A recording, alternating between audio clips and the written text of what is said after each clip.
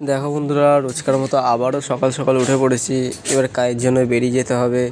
যাই হোক, আজকে সাইকেলটা পুরো ফিটফাট আছে, তাই চলে যাচ্ছি। আগের দিন সাইকেলটা ঠিকঠাক করে নিয়েছিলাম, এবার চলে যাচ্ছি ওর অফিসের দিকে।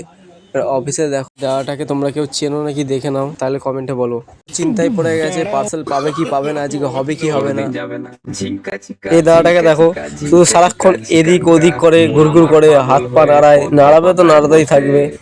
দেখো, একে কেউ চেনো নাকি? চিনলে একটু কমেন্টে জানিও। শুধু হাসবে, খেলবে, এদিক ওদিক ঘুরবে, কোনো কাজ নেই। এই জুতো খুলবে, পা তুলবে, একই কাজ, ডেলি রুটিন। আর এই দাদাটাকে দেখো, কোথায় উঠে গেছে, খেয়ে দিয়ে কোনো কাজ নেই, উঠে পড়েছে। ওখানে বসেও এখন চা খাবে। অফিস থেকে বেরোনোর আগে এই কাস্টমারটা আমাকে কল করেছিল, বলেছিল আমি অফিসে চলে যাব, একটু তাড়াতাড়ি আসুন, তাহলে পার্সেলটা নিয়ে যেতে পারবো। যাই হোক, পার্সেলটা দেওয়ার পরে আরও কয়েকটা পার্সেল দিয়েছি।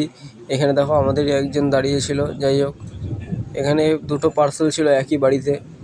ওটা ডেলিভারি করার পর নেক্সট কাস্টমার কাছে চলে এসেছি। এই পার্সেলটা দেওয়ার পর লাস্ট একটা পার্সেল আছে, ওটা ডেলিভারি করতে যাবো, কিন্তু কাস্টমারটা আমাকে অনেক লেট করিয়ে দিয়েছে। কী করব, এটাই আমাদের কাজ।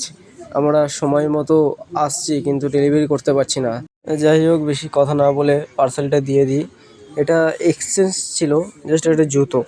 যাই হোক, ওটা দিয়ে দিলাম। ওটা দেওয়ার পরে এই চলে যাচ্ছি এবার অফিসে। যাই হোক, আমার ভিডিও যদি তোমাদের ভালো লেগে থাকে বন্ধুরা, একটু সাপোর্ট করে লাইক কমেন্ট শেয়ার করে দিও।